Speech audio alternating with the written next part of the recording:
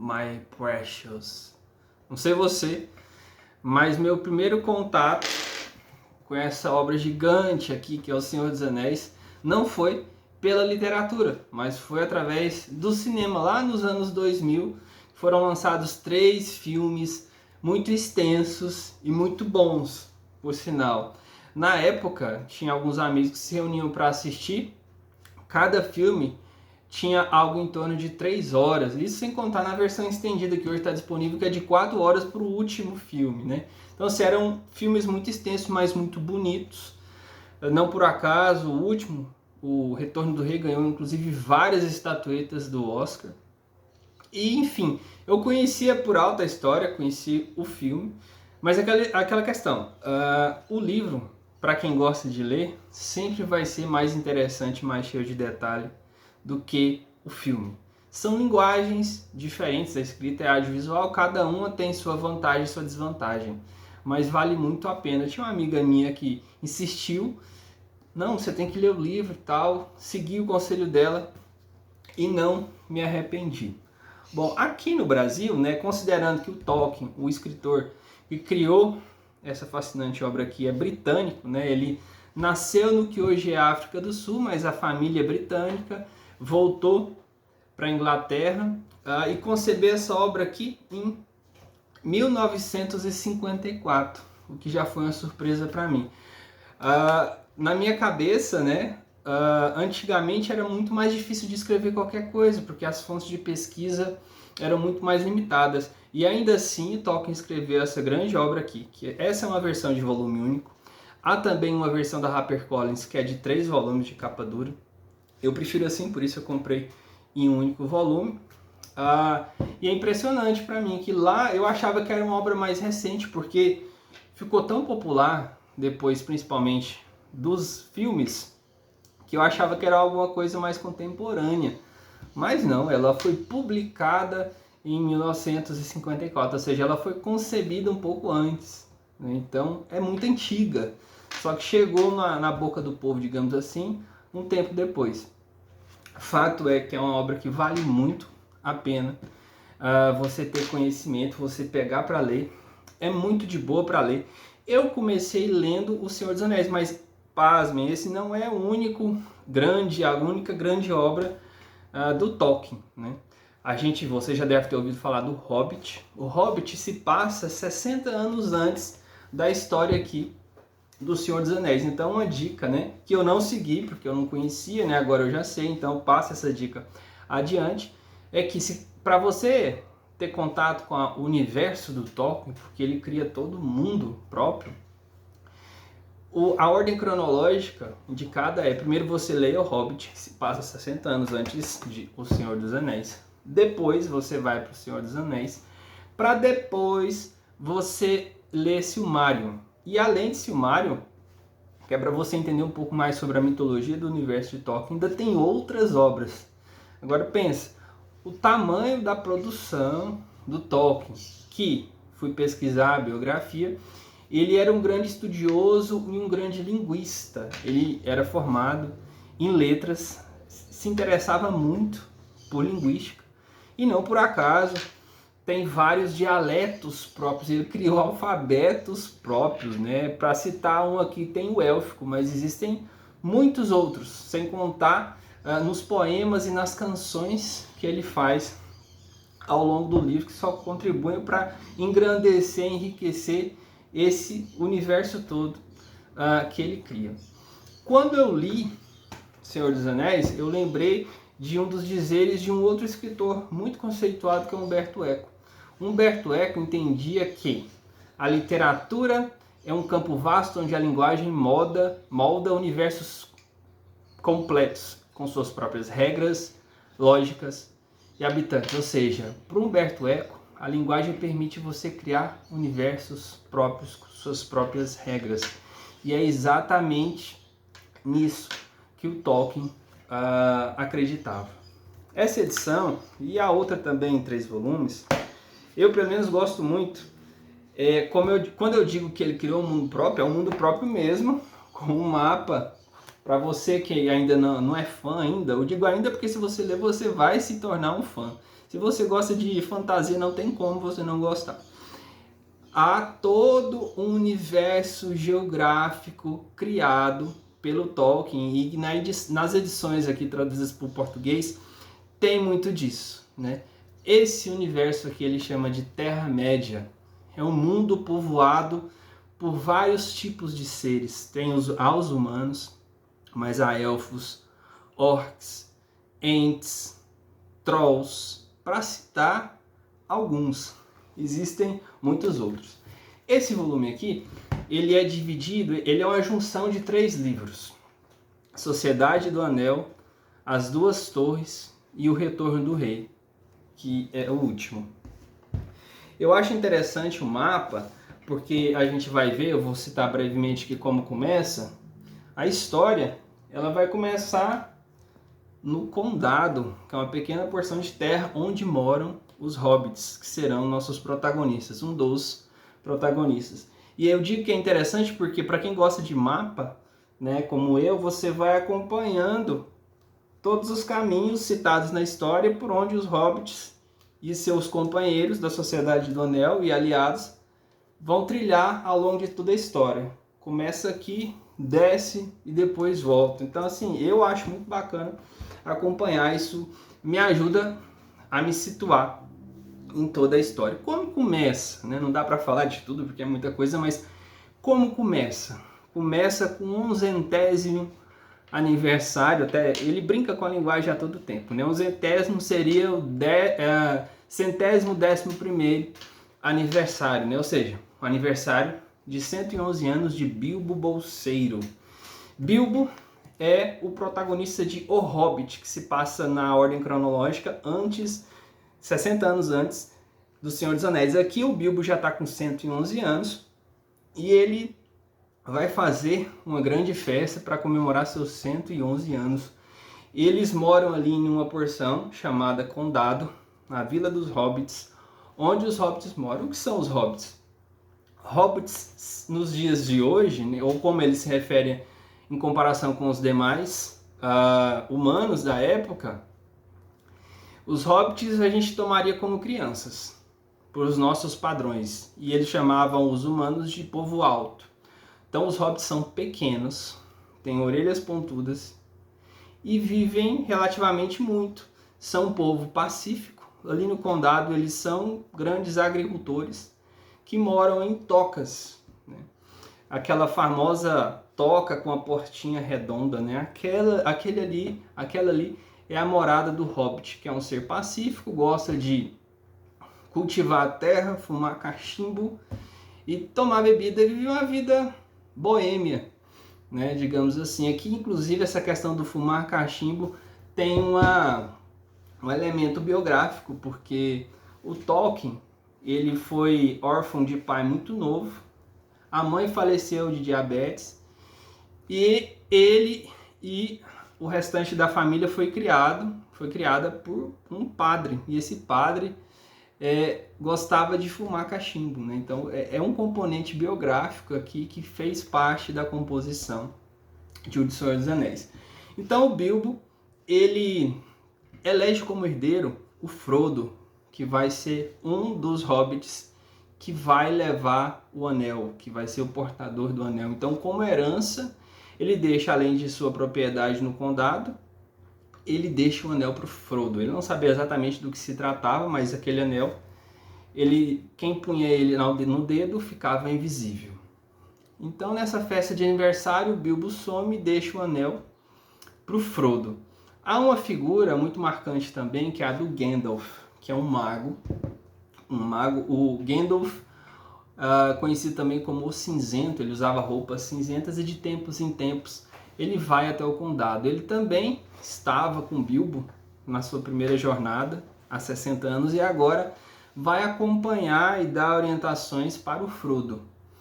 O que o Frodo descobre é que o anel, ele é muito poderoso, ele precisa ser destruído, e ele, como portador do anel, é o único capaz de fazer isso. O Gandalf vai explicar sobre o Anel de Poder, ele percebe, o Gandalf e também o Frodo percebe que aqueles tempos de paz que eles viviam estão sendo perturbados. Há algo acontecendo. Eles descobrem que Sauron, que é um ser das trevas que estava em suspenso, dormindo, repousando, ele desperta e ele quer reaver o Anel do Poder. O Anel do Poder que foi forjado por ele próprio para submeter todo mundo. Né? Então, várias passagens, né? Inclusive, nessa edição aqui é bacana porque tem algumas imagens ilustradas. Aqui vocês podem ver o Frodo e o Gandalf conversando, fumando ali um cachimbo. E aqui o Gandalf vai explicando para o Frodo o que é o Anel. Em um dado momento, o Gandalf diz o seguinte: fez uma pausa e depois disse devagar com voz grave: este é o Anel Mestre, um anel que a todos rege. Este é um anel que Sauron perdeu muitas eras atrás com grande enfraquecimento de seu poder. Ele o deseja intensamente, mas não pode recuperá-lo. A partir disso aqui, o Frodo se vê em uma missão de destruir o anel. Ele vai ser acompanhado por Sam, por outros 3 hobbits. O Sam, que era seu jardineiro, o Merry e o Pippin, que eram outros 2 hobbits que moravam na Vila dos Hobbits. Eles vão começar essa grande jornada, essa grande odisseia pela Terra-média para chegar até as Terras de Mordor, que era um ambiente totalmente sombrio e inóspito, que era o único local onde era-se capaz de destruir o anel na lava do vulcão. E assim começa toda essa jornada. E eles vão, e é o que dá título à primeira parte, né, da história, que é a Sociedade do Anel.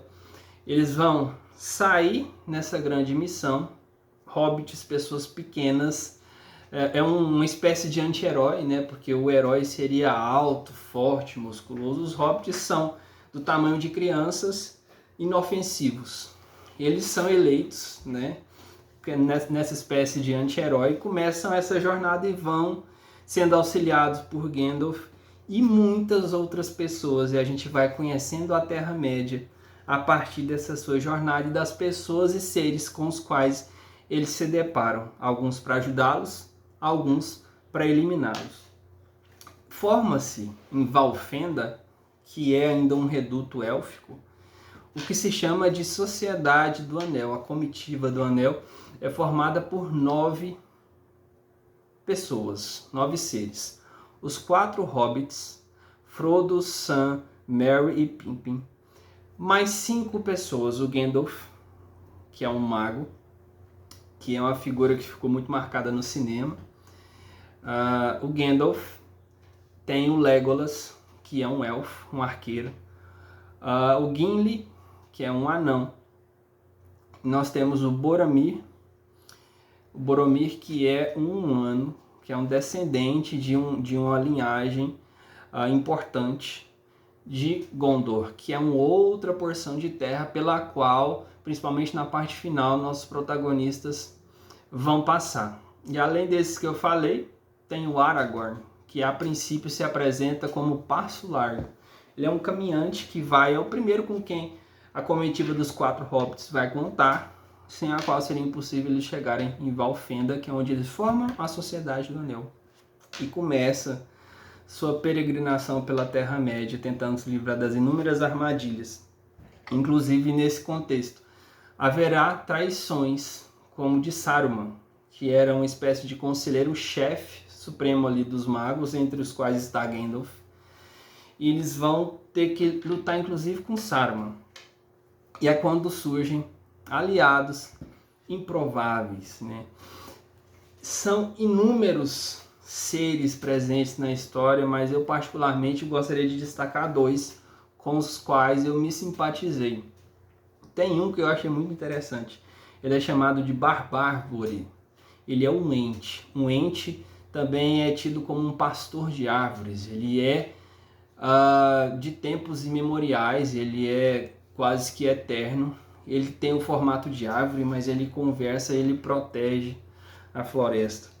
E ele vai acabar sendo um auxílio importante, decisivo contra Saruman.